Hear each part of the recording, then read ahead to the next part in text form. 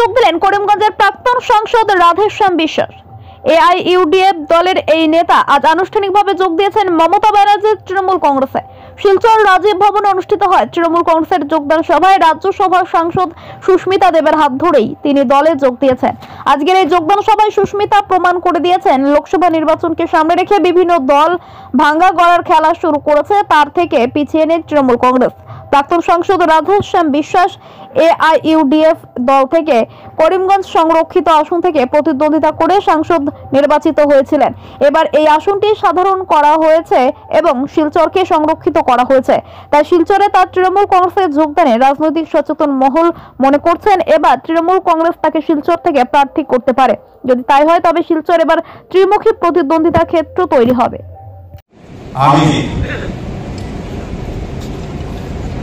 আমাদের তৃণমূল কংগ্রেসের সর্বভারতীয় নেত্রী মমতা বন্দ্যোপাধ্যায় মহাশয়া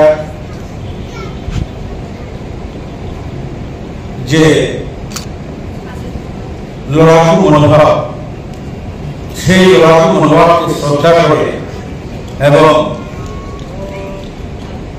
অভিষেক বন্দ্যোপাধ্যায় মহাশয়ের লড়াকু মনোভাবকে শ্রদ্ধা করে আসাম প্রদেশ কংগ্রেসের পূর্ণরা মহাশয় এবং বিশেষ করে বরাকের অগ্নিকন্যা সুস্মিতা দেব মহাশয়া পিছন থেকে এই লড়াকু মনোভাবকে আরো বেশি লড়াকু হিসাবে প্রতিষ্ঠা করার জন্য without any condition, pre condition আমি আজ থেকে তৃণমূল কংগ্রেসের সদস্য হিসাবে নিজেকে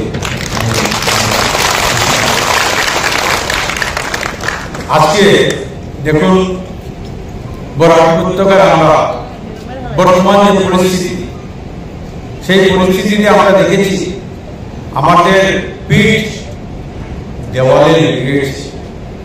একটু যদি চিন্তা করি, এখান থেকে মরহুম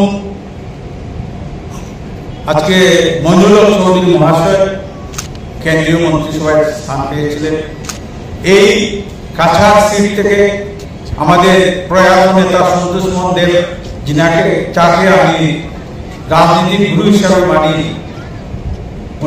উনি আমাকে অনেক স্নেহ করতেন। উনি এখানে কেন্দ্রীয় মন্ত্রিসভায় সদস্য হিসাবে স্থান পেয়েছেন। সেই বরাকের আমরা যারা আছি, আজকে আমাদের অবস্থা কি? বিগত দিনে ডিলিমিটেশনের সময় আমাদের 2টা সিট, যেখানে জনসংখ্যা বাড়ছে, আমাদের সিট কমানো হয়েছে, আমাদেরকে বঞ্চনা করা হচ্ছে। আজকে করিমগঞ্জ জেলায় হয়েছে, কিন্তু সেখানে অনেক বেশি যোগ্য প্রার্থী থাকা সত্ত্বেও কোনো লোককে স্থান দেওয়া হয়। আজকে বরাকের যারা বেকার যুবক আছে, তাদের কোনো কান্না কথা হচ্ছে না। এবং যারা আমরা দেখেছি, সবচেয়ে মজার ব্যাপার, ডিলিমিটেশনের সময় যারা প্রতিবাদ করতে গিয়েছিলেন তাদের অবস্থা আমরা দেখেছি। কাজেই আজকের যে জয়েনিং সেটা সময়ের আহ্বান। আগামী দিনে আরো বেশি আপনাদের সঙ্গে হাতে হাত মিলিয়ে, কাঁধে কাঁধ মিলিয়ে, বিশেষ করে সুস্মিতা দেব মহাশয়ের পিছনে থেকে আমি সমর্থন জানিয়ে এই যে লড়াকু মনোভাব সেটা আমরা যাতে দিল্লির মসনদ কাঁপিয়ে দিতে পারি, সেই জন্যই আমরা চেষ্টা করব। আমি পরিশেষে এই শিলচরের যে আবালবৃদ্ধ বনিতা যারা আছেন, যারা এখানে আছেন, যারা উপস্থিত আছেন, যারা উপস্থিত হতে পারেননি, সবাইকে বয়স্ক যারা প্রণাম এবং শ্রদ্ধা জানিয়ে আগামী দিনে এই যে সংগ্রামী নেতৃবৃন্দ যারা এখানে আছেন, তাদের সঙ্গে আমি হাতে হাত মিলিয়ে আগামী দিনে সংগ্রাম চালিয়ে যাব, আপনাদের সহযোগী হয়ে থাকবো, এটাই বলে আপনাদের সবার আশীর্বাদ এবং দোয়া কামনা করে আমার বক্তব্য শেষ করলাম। নমস্কার। তৃণমূল কংগ্রেস জিন্দাবাদ।